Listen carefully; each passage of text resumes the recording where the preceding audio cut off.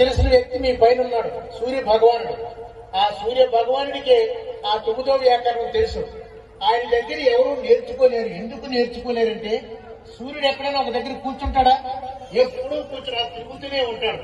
మరి ఆయన తిరిగే చోట అందరూ తిరగలేరు. అందుకని నవవ్యాకరణాలు నేర్చుకున్న వాళ్ళు ఎవరూ లేరు, ఏ దేవుడు కూడా.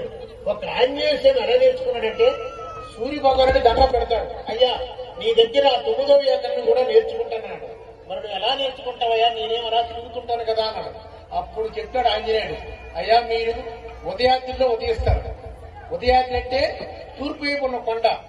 మీరు సాయంకాలం అస్తమించడం అస్తమాద్రి అంటే సాయంకాలం వైపు కొండ ఉంటుంది. ఆ కొండ చూసి కొండలో లోపలికి వెళ్ళిపోతారు.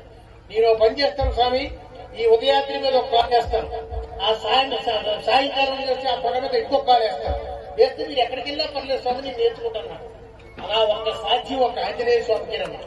ఆ చెప్పండి కొంచెం చెప్పండి, ఏం చెప్పండి, మిత్రులు మాట్లాడుతూ కొట్టండి బాగా. అప్పుడు ఆ తూర్పు వైపు ఉన్న కొండపై ఆ ఉదయాద్రి వైపు ఒక్కాలేసి, ఈ అస్తమించే వైపు అస్తమాద్రి వైపు ఒక్కాలేసి అప్పుడు సూర్యభగవానుడు వెళ్తుంటే నేర్చుకున్నాడు. అందుకని ఆయన మాట్లాడటం మామూలుడు కాదమ్మా. మీకు ఒక విషయం చెప్పాలి.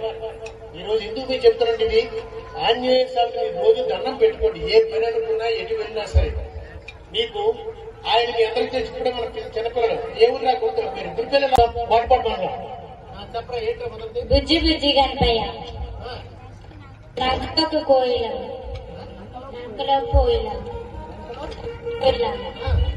ఎందుకు లంకలో పోదామా? ఎందుకు అంటారా మీరు? ఏమన్నారమ్మా, విన్నారా మీరు? నాటకం విన్నారా?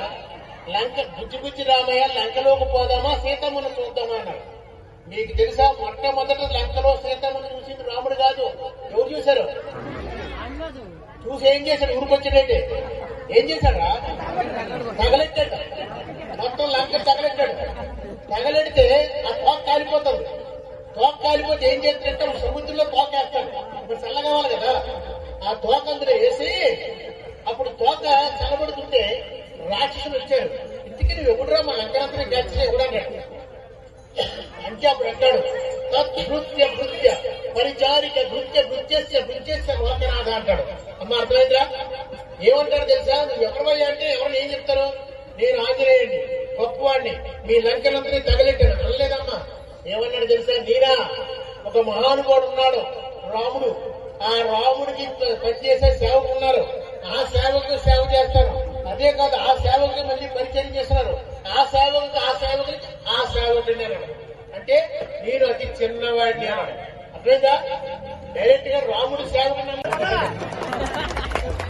ఎందుకంటే నువ్వు ప్రెసిడెంట్ గా గెలవడం ఒక ఆశ్చర్యం అనుకుంటే అటువంటి ఆంజనేయ స్వామి కట్టించే విగ్రహాన్ని ఇది కూడా ఆశ్చర్యమే. ఎప్పుడు నీకు ఆ పుణ్యం ఉంటుంది. పుణ్యం అంటే మళ్ళీ మీద పదవులు వస్తాను కాదు. పుణ్యం అంటే పదవులు బాగా ఉంచుకోండి. పుణ్యం అంటే మనశ్శాంతిగా నిద్రపోయి చాలు. అది తప్పులు చేసినప్పుడు నిద్రపోవడం సేవకి అదే పోయింది. ఈ రోజు ఇంకా మీకు చెప్పాలని ఉండగానే ఇద్దరు ఉన్నారు ఇక్కడ మాట్లాడారు. అందులో జయదేవి మంచి గాయం, మీ డ్యాన్స్ కూడా వెళ్తారు. మన స్నేహితులే కానీ ఇక ఈయన ఉన్నాడు, మీకు తెలుసు కదా పల్లి ప్రసాద్. ఎందుకంటే గుర్తుంచుకోండి అమ్మా, పురుషులందరూ పుణ్య పురుషులు వేరే అన్నారు. పురుషుల్లో కూడా కొందరు, అందరూ పురుషులు ఒకటి, కొందరు పుణ్య పురుషులు ఉంటారు. ఇప్పుడు ఈ రోజు సత్యనారాయణ ఆ పుణ్య పురుషులు అయ్యాడు, అది కట్టించి. అలాగే మా ప్రసాద్ ఈ రోజు ₹1 విరాళం ఇచ్చాడు. ఎందుకంటే డబ్బులు గడించడమే కదా, డబ్బులు ఎలా ఖర్చు పెట్టాలో తెలియడం చాలా గొప్పతనం. అందుకని మీ అందరికీ చివరి ఒక ప్రశ్న చెప్తానండి, ఎప్పుడు కూడా స్వార్థాన్ని తగ్గించండి, స్వార్థాన్ని తగ్గించుకోండి. అందుకే యోగి వేమన ఒక మాట అంటాడు, ఆ చెప్పేసి మీకు ముగిస్తాను.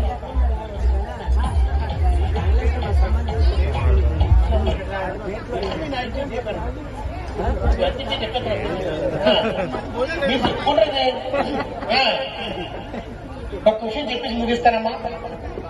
నీటిలోని చేపనది మాంస